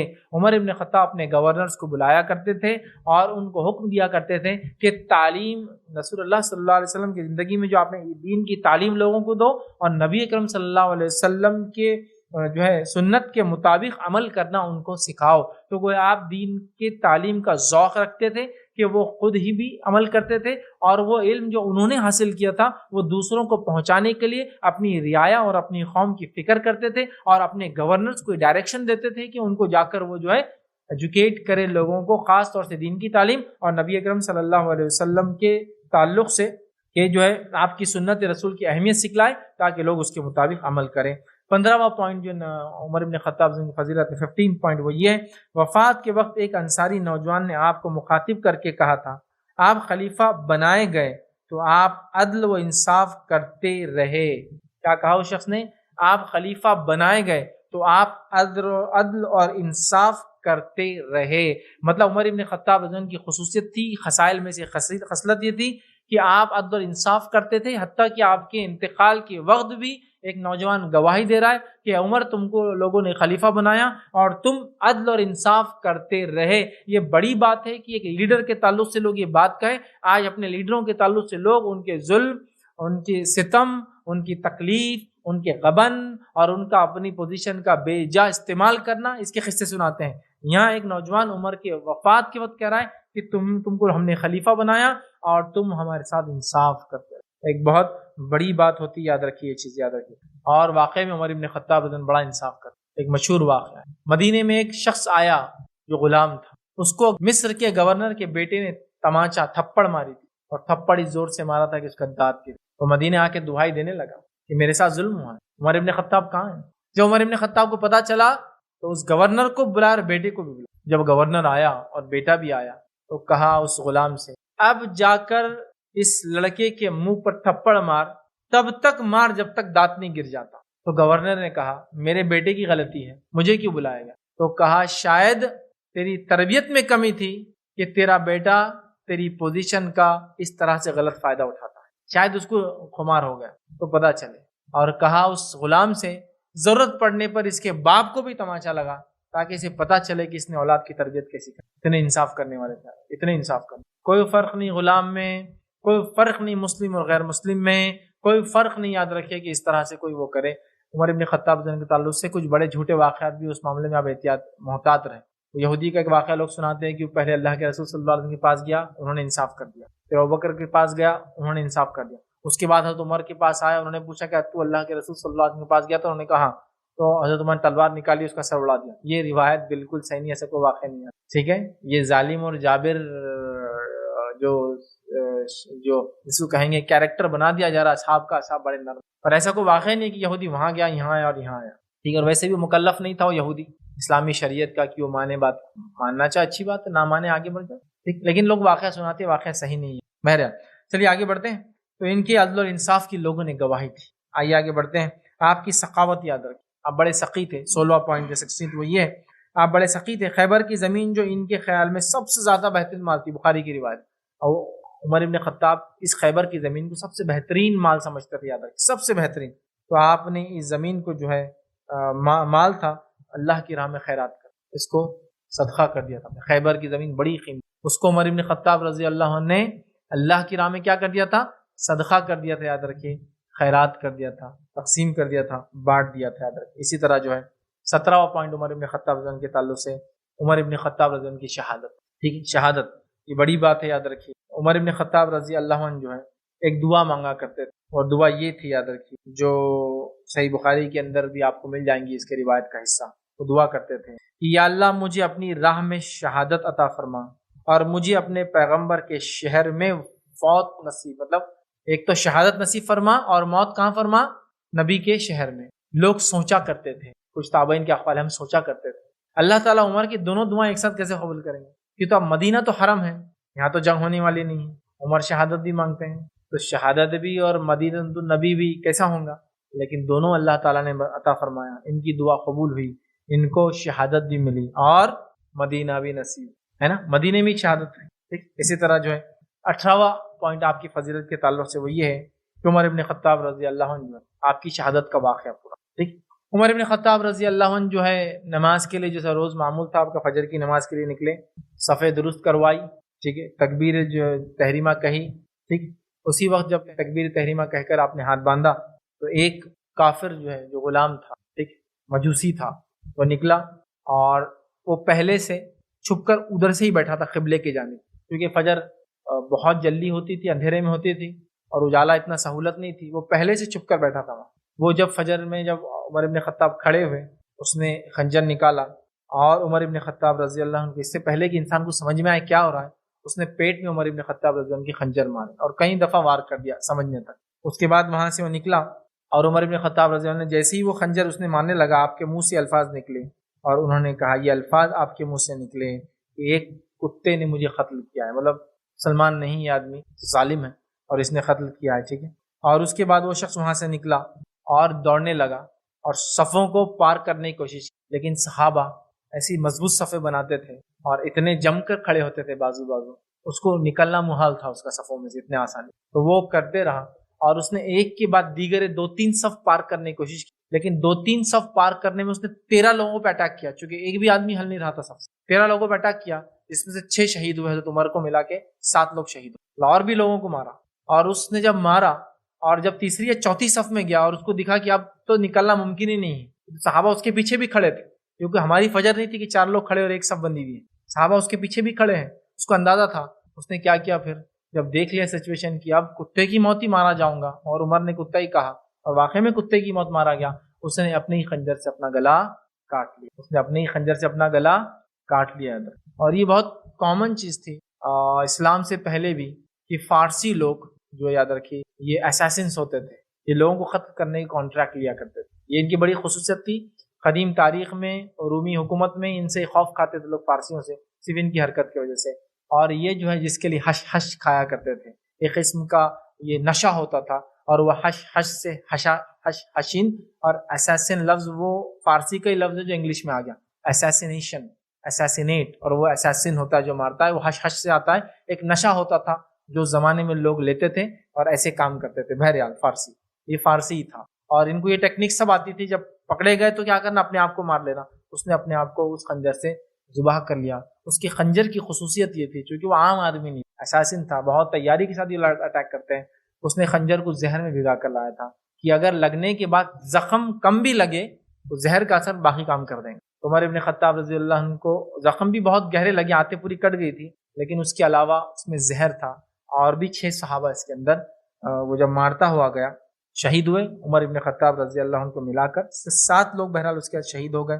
ایک شخص نے جو ہے اپنا ایک کوٹ تھا وہ اس کے ہاتھ پہ ڈالا، اور تب اس کو لگا کہ اب میں پکڑا جاتا ہوں، اس نے اپنے گلے کاٹ لیا اور وہ وہاں مر گیا۔ عمر ابن خطاب رضی اللہ عنہ جو ہے زخمی ہو گئے، اور آپ نے عبد الرحمن ابن عوف جو پیچھے کھڑے تھے ان کو صف میں آگے کر دیا تاکہ وہ جو ہے نماز پڑھائے، اور اس کے بعد عمر ابن خطاب رضی اللہ عنہ جو ہے بے ہوش ہو گئے، ٹھیک ہے۔ اور اس کے بعد جب ہوش میں آئے تو آپ نے یہ جملے کہے اور کہا اللہ کا شکر ہے کہ اس نے میری موت کسی ایسے شخص کے ہاتھ پر نہیں کی جو اسلام کا دعویٰ کرتا تھا۔ دیکھیے صحابہ کتنے پازیٹیو تھے اپنے ایٹیٹیوڈ میں، کہ آخر وقت میں بھی کہہ رہے ہیں کہ اللہ کا یہ بھی شکر ہے کہ کسی مسلمان نے مجھے قتل نہیں، اس کے ہاتھ پہ میرا خون نہیں، کسی غیر مسلم نے بہرحال لیا، ٹھیک ہے، نہیں کیا، جو اسلام کا دعویٰ کرتا تھا۔ پھر آپ کو آپ کے گھر بہرحال اس کے بعد لے جایا گیا۔ تو یہاں بھی دیکھیے یہ واقعہ اس چیز کی دلیل ہے، جو لوگ کہتے ہیں کہ عمر بہت سخت تھے، کافر کو ملتے قتل کر دیتے تھے، یہاں تو غلام ان کے پاس تھے، غیر مسلم رہا کرتے تھے، اگر مار دیتے تھے تو اس کی ہمت کیا تھی کہ عمر کے قریب آئے، سمجھ رہا؟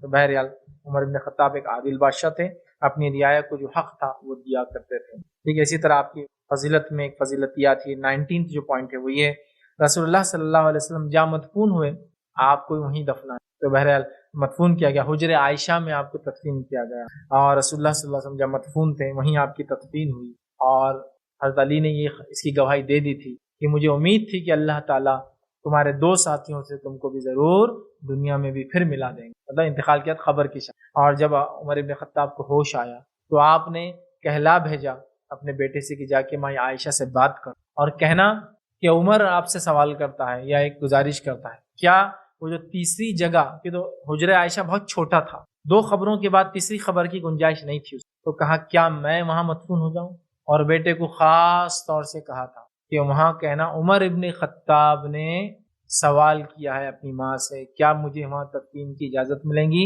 امیر المومنین مت کہنا، اس لیے کہ امیر المومنین کہنے سے یہ گنجائش ہو سکتی ہے کہ وہ حکم سمجھے اور مجبوراً ہاں کہیں، امیر المومنین کو حکم دیں گے تو مجبوری رہیں گی، تو کہ امیر المومنین مت کہنا عمر ابن خطاب نے یہ کہلوا بھیجا ہے، کیا وہاں میں تدفین ہو سکتا ہوں، کیونکہ وہ جانتے تھے، حضرت عائشہ نے یہ جگہ اٹھا کے رکھی۔ جب میں عائشہ سے گزارش کی گئی، بخاری کی روایت ہے، میں عائشہ نے کہا میرا ارادہ تھا کہ وہ تیسری خبر میری ہو، اس لیے کہ ایک طرف شوہر دوسری طرف والد اور ظاہر سی بات ہے بیٹی تھی، لیکن بہرحال عمر نے جب مجھ سے گزارش کی تو میں عمر کی گزارش کو نہ نہیں کہہ سکی اور میں نے اس کی اجازت دے دی، تو بہرحال آپ وہیں مدفون ہوئے انہی 2 شخصیات کے ساتھ جن شخصیات کے ساتھ آپ سب سے زیادہ رہے، اور یہ ایک جس کو کہیں گے اتفاق نہیں ہوتا، یاد رکھیں یہ شدید محبت کی علامت ہوتی ہے جب لوگ دوسروں سے کرتے، اللہ تعالیٰ بہت سارے ایسے معاملات کو ان جیسا کر دیتا ہے جو عام اعتبار سے نہیں۔ یہ کیا تعجب کی بات نہیں، عمر ابن خطاب رضی اللہ عنہ وفات ہونا، حجرے میں ایک جگہ ابھی باقی ہونا، ماں عائشہ اس کی دعوے دار ہونا، اس کے باوجود اس جگہ کو چھوڑ، اور یہ کیا تعجب کی بات نہیں کہ اللہ کے رسول صلی اللہ علیہ وسلم کا 63 سال میں انتقال کر، اور یہ کیا تعجب کی بات نہیں کہ ابوبکر صدیق کا بھی 63 سال میں انتقال کر، اور یہ کیا تعجب کی بات نہیں کہ عمر ابن خطاب کا بھی 63 سال میں انتقال کر جانا، اور یہ کیا تعجب کی بات نہیں ماں عائشہ کا انتقال بھی 63 سال کی عمر میں، 63 حالانکہ یہ کوئی وہ نہیں، کوئی کسی کی موت تو طے نہیں کر سکتا کہ سنت کے مطابق 63 سال مر جاؤں۔ ان شخصیات کا انتقال بھی اسی سال ہوا جس سال میں اللہ کے رسول کی وفات، اللہ اپنے عمر کے 63ویں سال انتقال کر گئے، کتنی امیزنگ چیز ہے نا۔ تو اللہ تعالیٰ جب لوگ شدید محبت کرتے ہیں نا جس سے، تو اللہ تعالیٰ ان چیزوں کو بھی ان جیسا کر دیتا ہے جو ہائیلی امپاسبل ہوتی کسی دوسرے کے لیے کہ ویسا کر پانا۔ دیکھیے آپ یہ شخصیات 63 سال کی عمر میں انتقال، اللہ کے رسول کی عمر بھی 63 تھی، ابوبکر صدیق کی عمر بھی 63 سال تھی، آپ 2 سال چھوٹے تھے نبی اکرم صلی اللہ علیہ وسلم، اور آپ 2.25 سال خلافت کے انتقال ہوا، تو آپ کی عمر بھی 63 سال چند مہینے کے قریب، اور عمر ابن خطاب رضی اللہ عنہ جو ہے 13 سال چھوٹے تھے نبی اکرم صلی اللہ علیہ وسلم، اور آپ کا انتقال ابوبکر صدیق کی خلافت کے 2.25 سال اور ان کی خلافت کے 10 سال کے بعد ہوا، 13ویں سال ہی ہوا، 63 سال کی عمر، سمجھ رہا بہرحال۔ تو یہ اللہ کا فضل ہوتا ہے، تو آپ کا انتقال ہوا اور وہیں مدفون ہوئے جہاں 2 آپ کے ساتھی پہلے سے مدفون۔ اور آخری جو پوائنٹ ہے آج 20واں عمر ابن خطاب رضی اللہ عنہ کے فضائل میں جو وہ یہ ہے کہ جو 20واں پوائنٹ ہے، عمر ابن خطاب رضی اللہ عنہ کے انتقال کا وقت قریب ہے، ٹھیک ہے، تو آپ کسی کو آہو بکا کے لیے منع کر رہے ہیں کہ میرے انتقال کے بعد رونا مت مجھ، جس کے پاس وہ مرثیہ، ماتم، جزا فضا کر کے رونا، چیخنا چلانا، جس کو پتا ہو کہ اس کے خاندان میں یہ ہوتا ہے اور وہ بغیر وصیت کرے کہ مرے تو اس کو بھی عذاب ملتا ہے اس میت کو جس کے خاندان والے ایسا روتے. تو آپ ممانعت کر رہے ہیں، مت رو. پیٹ کٹا ہوا ہے، کیفیت یہ کہ جب آپ ہوش میں آئیں علاج کے لیے دوا دی گئی، دوا پیتے اور پیٹ سے نکل جاتی، پیٹ پھٹا ہوا تھا، لیکن اس حالت میں بھی شریعت کے خلاف مت جاؤ بلکہ لوگوں کو روک رہے کہ آہو بکا مت کرنا میرے لیے. ٹھیک اسی طرح جو ہے عیادت کرنے کو ایک نوجوان آیا تو کہہ رہے کپڑا اوپر کرتے ٹکنے سے نیچے لٹک رہا ہے، لیکن ٹکنے سے نیچے کپڑا نہیں لٹک، انتقال کا وقت قریب ہے، عیادت کرنے آ رہا ہے تو کہہ رہے ٹکنے سے کپڑا اوپر. اسی طرح جو ہے کبھی خلافت پر اجر و ثواب کے بدلے نام اعمال کے برابر ہونے کی دعا کر. ایک نوجوان آیا اور کہا کہ امیر المومنین اللہ نے تم کو خلیفہ بنایا، تم نے لوگوں کے ساتھ انصاف کیا، تم نے لوگوں کے ساتھ انصاف کیا، اور میں نے اللہ کے رسول صلی اللہ علیہ وسلم کی کئی پیشن گوئی آپ کے بارے میں سنی کہ آپ کو جنتی ہونے کی بشارت دی. تب امیر المومنین عمر ابن خطاب کہا کہ میں بہت زیادہ تو اللہ تعالیٰ سے امید نہیں کرتا ہوں، بس یہ امید کرتا ہوں کہ میزان برابر ہو جائے. تو وہ تو آگے بولا جنت کی بشارت ہے، جنت کی بشارت ہے، لیکن اللہ کا خوف بھی ایسا ہی ہونا چاہیے. ایمان خوف اور امید کے بیچ میں ایک چیز. اور اسمارٹ باتیں نہیں کر رہے آپ کہ ہاں میں تو جنتی ہوں. یہ ہم لوگوں کے لیے عبرت ہے جو کسی جماعت، کسی مسئلہ، کسی طبقے سے جڑ کر اپنے آپ کو جنتی سمجھتے ہیں اور باقی سب لوگوں کو جہنمی. عمر بن خطاب کو جنت کی بشارت کئی مرتبہ بنفس نفیس خود ملی، لیکن ایمان چونکہ دونوں کے بیچ، ایمان دونوں کے بیچ میں. انبیاء علیہ الصلوۃ والسلام، جلیل القدر انبیاء علیہ الصلوۃ والسلام، آدم علیہ السلام، نوح علیہ السلام، ابراہیم علیہ السلام، موسیٰ علیہ السلام، عیسیٰ علیہ السلام اور محمد صلی اللہ علیہ وسلم جیسی شخصیتیں بھی کانپ رہیں گی اس دن اللہ کے سامنے جانے کے لیے. اور آدم علیہ السلام، نوح علیہ السلام، ابراہیم علیہ السلام، موسیٰ علیہ السلام اور عیسیٰ علیہ السلام جیسے بڑے بڑے اولو العزم پیغمبر کیا کہیں گے معلوم؟ نفسی نفسی، اللہ مجھے بچا لے. آج مجھے کیفیت ایسی ہوئی تھی ایمان دونوں کے بیچ. تو یہ نہیں کہہ رہے ہیں کہ ارے میں تو جنتی ہوں مجھے تو بشارت ملی. وہ آ کے کہنے لگا کہ بھائی تم تو جنتی ہو، اب تمہارا کیا معاملہ، اجر و ثواب میں تم بہت آگے ہو. تو کہہ رہے نہیں، بس امید ہے کہ پلڑا برابر ہو جائے. برابر سمجھتے نا آپ، نیکی اور بدی برابر اتنا بھی ہو جا چکے، نیکی بدی جن کی برابر ہو جائیں گی اللہ فضل کریں گا اور سیدھے پلڑے کو جھکا دیں گا جن کا برابر ہوگا. تو پہلے 4 لوگ جو جنت میں جائیں گے کون کون ہیں؟ پہلے وہ جو سیدھے بغیر حساب کتاب کے جائیں گے، وہ دوسرے جن کا حساب کتاب ہوگا نیکیاں بھریں گی زیادہ وہ بھی جنت جائیں گے، اور تیسرے جن کا حساب کتاب ہوگا نیکیاں بدی برابر ہو جائیں گی اللہ فضل کریں گا سیدھے کو جھکا دیں گا، اور چوتھے انشاءاللہ وہ بھی ہوں گے جن کی تھوڑی نیکیاں کم ہوں گی، گناہ تھوڑے زیادہ، اللہ ان پہ فضل کرے گا. یہ فرسٹ گروپ ہے جو چلے جائیں گے. اس کے بعد تو پھر سزا بھگت کے آئیں گے، سمجھے آپ؟ تو بہرحال وہ کہہ رہے بس اللہ بھاری ہو. تو آخر وقت میں بھی دیکھیے عاجزی ان کی ساری، ٹھیک، اور جو ہے کس قسم کی جس کو کہیں گے رب العزت کے سامنے حقارت اپنی اظہار کر، نصیحتیں کر رہے ہیں، اچھائی کا حکم دے، لوگوں کو برائی سے روکیں، رو مت میرے بعد، اپنے ٹخنے سے اوپر کر لو اس کپڑے کو، میرا میزان بس اللہ برابر کر دے تو کافی. ٹھیک. اور حضرت عائشہ سے کہا کہ مجھے اللہ کے رسول کی اگر پڑوس مل جائے وہ حجرے میں جگہ، حضرت عائشہ نے بہرحال ان کو اجازت دے دی اور ان کی بھی تفصیل بہرحال وہیں ہو گئی. تو یہ 20 فضائل تھے جو میں نے آپ کے سامنے مناسب سمجھا. عمر ابن خطاب رضی اللہ عنہ کی زندگی سے رکھتے، یہ بہت بڑی شخصیات ہیں یاد رکھیے جو دین اسلام کی، خاص طور سے ابوبکر صدیق رضی اللہ عنہ اور عمر ابن خطاب رضی اللہ عنہ، عثمان ابن عفان، علی بن ابی طالب رضی اللہ عنہ. یاد رکھیں ہمیں چاہیے ان شخصیات کا مطالعہ کریں، ان کی زندگیوں کو پڑھیں، ان کی زندگیوں سے عبرت حاصل، ان کی زندگیوں سے موٹیویٹ ہو. پتہ نہیں کس کس زندگیاں دیکھ کے موٹیویٹ ہوتے اور کیا کیا کر رہے ہیں، لیکن ان کی زندگی کو دیکھیں. یہ ریئل لائف ہیروز ہیں ہمارے یہاں، اور یہ ریئل لائف ہیروز تھے، یہ دنیا کے وہ ہیرو نہیں ہیں جو آندھی طوفان اور گولی بارود سب سے بچ کے نکل جاتے. یہ وہ انسان تھے جو اپنے ماؤں سے پیدا ہوئے. ایک عام انسان کی تمام تکلیفیں ان کو محسوس ہوتی تھی، سپر نیچرل بھی نہیں تھے یہ لوگ، ہے نا. یہ ریئل ہیروز تھے جنہوں نے ریئل لائف میں کچھ، یہ یقین ہماری موٹیویشن میں کہ ایسے بھی انسان دنیا میں گزرے ہیں جنہوں نے ایسے کارنامے، کسی نیکی کو چھوٹی سمجھ کے کبھی نہیں چھوڑا، کسی گناہ کو چھوٹا سمجھ کے کبھی نہیں، اپنی زندگی کے اندر اخلاق، آداب، معاملات، عبادات، صدقات اور خیرات اتنے آگے تھے، اسی کیا اور ایک کے پیچھے ایک چلا کرتے. ابوبکر صدیق کو دیکھ کے عمر ابن خطاب چلتے تھے، عمر ابن خطاب کو دیکھ کر دیگر لوگ چلتے تھے، اور چلتے تھے واقعی چلتے تھے. ایک چھوٹا سا واقعہ سنا کی بات کو ختم کروں گا، یہ شخصیتیں کیا تھی. عمر ابن خطاب رضی اللہ عنہ ابوبکر صدیق کو نبی اکرم صلی اللہ علیہ وسلم کی ساری زندگی دیکھا کرتے تھے کہ مجھے ان سے آگے بڑھنا ہے، ان سے نہیں بڑھ پائے، لیکن نہیں بڑھ پائے. ظاہر سی بات ہے ہر کسی کا ایک اپنا درجہ ہوتا ہے. تو پوری زندگی کرتے رہے. اللہ کے رسول صلی اللہ علیہ وسلم کے انتقال کے بعد ابوبکر صدیق جب خلیفہ بنے، میں نے کہا نا کسی نیکی کو چھوٹی سمجھ کے چھوڑتے نہیں تھے لوگ، وہ واقعہ سنا اور کیسا فالو کرتے تھے ایک دوسرے کو، وہ واقعہ اس کے اندر. تو ابوبکر صدیق رات میں گھر میں جایا کرتے تھے اور کچھ کر کے آیا کرتے تھے. عمر ابن خطاب کو فوراً شک ہوا، برائی کے معنی میں نہیں، اچھائی کے معنی میں. ابوبکر اگر جاتے ہیں تو کچھ نہ کچھ ریزن ہے. تو سوچا پلاننگ کر کے میں بھی جا کے دیکھتا ہوں ابوبکر کرتے کیا ہے. ایک دن رات مطلب نیکیوں میں ایک دوسرے کے پیچھے لگے ہوئے تھے یہ کنٹینیو. ایک دن جب ابوبکر اس گھر میں جا کے نکلے فوراً گھر میں داخل ہوئے, دیکھا ایک نابینا بوڑھی عورت. کہا کہ کیا بات ہے؟ تو کہا میں کہ نابینا بوڑھی عورت ہوں, میری کوئی اولاد نہیں ہے یار, کوئی بھی نہیں. تو کہا یہ کون ہے؟ تو کہا ایک نوجوان ہے. بوڑھی تھی نا, سمجھ میں نہیں آیا اس کو. اندھا آدمی نہیں سمجھ سکتا آپ کی ایج کیا ہے, آواز سن سکتا. کوئی نوجوان ہے, اچھا نوجوان ہے, آتا ہے میری خدمت کر کے چلا جاتا ہے, آتا ہے اور میری خدمت کر کے چلا جاتا ہے, اچھا نوجوان ہے. کبھی خلیفہ سے ملوں گی تو ریکمینڈ کروں گی تیرے بعد اس کو خلیفہ بنا دینا, اتنا اچھا انسان. خلیفہ سے ملوں گی تو ریکمنڈیشن کروں گی اس لڑکے کا, اچھا لڑکا ہے, بڑی خدمت کرتا ہے, اس کو خلیفہ بنا دینا. عمر ابن خطاب رضی اللہ عنہ وہاں سے چلے گئے. ابوبکر صدیق پوری زندگی وہاں جاتے رہے اپنی خلافت کے اس میں خلیفہ کتنا مصروف ہوتا ہے نا, لیکن اس میں بھی رات میں جا کے ایک بوڑھی نابینا عورت کی خدمت کر کے آتے. کسی نیکی کو چھوٹا سمجھ کے نہیں چھوڑتے تھے, یار میں اتنا بڑا خلیفہ ہوں, کتنے بڑے کام کر رہا ہوں, آپ بوڑھی کو بھی سنبھال لیں گے, اس کو پرسنل کرتے تھے. یہ چلے گئے دنیا سے. عمر ابن خطاب رضی اللہ عنہ کی خلافت آئی. آپ بھی ہر روز اس بڑھیا کے پاس اس کے مرنے تک جاتے رہے اور اس کی جو خدمت ابوبکر کرتے تھے اتنی کرنے کی کوشش کرتے رہے. تو یہ کسی نیکی کو یہ لوگ چھوٹا سمجھ کے چھوڑنے والے لوگ نہیں تھے, اور کسی گناہ کو چھوٹا سمجھ کے کبھی کرنے والے لوگ نہیں تھے, یاد رکھیں.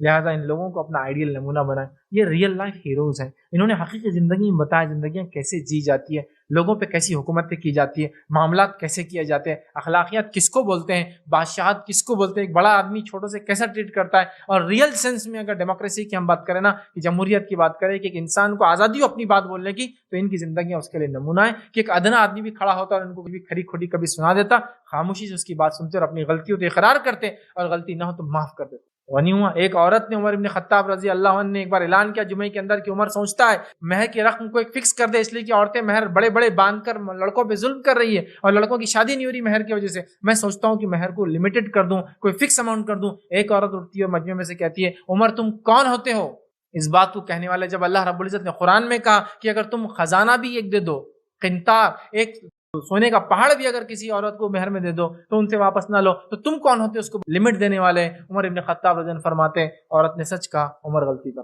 مہر کی کوئی رقم طے کی نہیں. یہ ان لوگوں کے لیے نصیحت بھی جو لوگ بولتے ہیں کہ حضرت عمر نے عورتوں کا مسجد میں آنا بند کیا تھا. تو جمعہ کا بعد کا واقعہ, عورت نے مسجد میں کھڑے کر, تو عمر تم کون ہوتے ہو. تو عورتیں کیسے نماز پڑھتی تھی, مرد بچے اور پیچھے عورتیں ہوا کرتی. اس عورت نے کہا عمر تم کون ہوتے ہو جس چیز کو اللہ رب العزت نے کہا کہ اگر خزانہ بھی دو واپس نہ دو. سمجھ رہے ہو.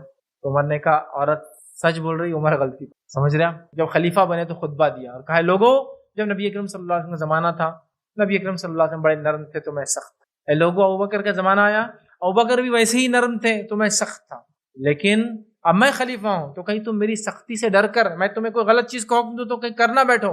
ایک نوجوان مجمع میں سے کہا عمر اگر تم کوئی ہمیں غلط چیز کا حکم دو گے, تمہاری تلوار لے کے تمہاری گردن اڑا دوں گے. تو کہاں یہ صحیح, ایسے لوگوں کا ہونا ضروری ہے تاکہ غلطی بتا. ایک خاتون آتی ہے, عمر ابن خطاب جا رہے ہیں, راستہ روک لیتی ہیں, لوگ رک جاتے ہیں اور عمر ابن خطاب کو اتنا کھرا کھوٹا سناتی کھڑے رہ کر, ناراض تھی ان سے. عمر کچھ بھی نہیں کرتے, چوں چرا کا نہیں کرتے اور نکل جاتے ہیں. لوگ کہتے تابعی وغیرہ, کون عورت تھی آ کر آپ کو اتنی کھری کھوٹی سنا کر. سمجھا بات.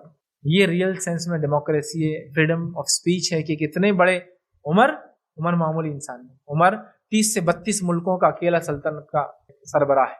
عمر دنیا کی زبان میں بولو تو 30 سے 32 ملکوں کا اکیلا پی ایم ہے جس پہ حکومت کرا, اور اس کو راستے میں روک کر کھری کھوٹی سنا دینے ایک عورت کا.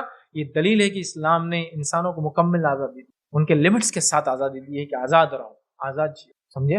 یہ عمر ہے ایک عورت کی بات سنتے راستے میں. عورت کوئی معمولی عورت نہیں تھی, خالہ تھی رضی اللہ, جس کے تعلق سے حضرت عمر نے کہا, جب بتایا گیا کہ کون تھی عورت, تو کہا یہ تو وہ عورت ہے جس کے لیے اللہ نے اپنے قرآن میں بات بیان کی, کیونکہ ان کے شوہر نے ان کو ایک بار طلاق دے دی تھی اور مسئلہ ابھی پتہ نہیں تھا.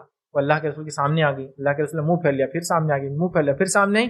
اللہ نے آسمان سے اتاری سورہ مجادلہ کی شروعات کیا. یہ تو وہ تھی جس کی بات سن کے اللہ نے قرآن اتارا, میری کیا حیثیت سامنے کھڑے رہو, میں تو خاموشی سنا اس کی بات, اندازہ لگایا. تو یہ عمر تھے, یہ نرمی تھی عورتوں کے ساتھ, یہ نرمی تھی بچوں کے ساتھ, یہ نرمی تھی جو ہے مردوں کے ساتھ. اس غلام کے واقعے میں آپ جانتے ہیں, اس غلام کے واقعے میں جو میں نے سنا ہے, جو آپ نے گورنر کو بلایا, ایک ملک کے گورنر کو بلایا اور مارنے لگا ہے غلام کو. اس وقت عمر ابن خطاب نے ایک بڑی مشہور بات کی تھی, مشہور آپ کا ایک مقولہ ہے جو تاریخ کے اندر بڑا واضح ہے. عمر ابن خطاب نے کہا تھا کہ تم نے کب سے انسانوں کو غلام بنانا شروع کر دیا, حالانکہ ان کی ماں نے ان کو آزاد جانا تھا. کب سے تم نے لوگوں کو غلام بنانا چالو کر دیا. گورنر ہونے کے ناطے تم یہ سمجھتے ہو کہ تم انسانوں کو غلام سمجھ رہے ہو. کوئی انسان گورنر بنتا ہے, لیڈر بنتا ہے, ایم ایل اے بنتا ہے, ایم پی بنتا ہے, تو کیا وہ یہ سمجھتا ہے کہ انسان جو ہے غلام ہے؟ نہیں. عمر ابن خطاب کہہ رہے تم نے کیا یہ سمجھا تم گورنر ہو ملک کے, تو تم نے کب سے جن انسانوں کو ان کے ماؤں نے آزاد پیدا کیا تھا غلام بنانا چالو کیا؟ خالی سلطنت کے یا حکومت کے ذمہ دار ہونے سے لوگ غلام نہیں ہوتے. تم نے کب سے لوگوں کو غلام بنانا شروع کر دیا حالانکہ ان کے ماؤں نے ان کو آزاد پیدا کیا؟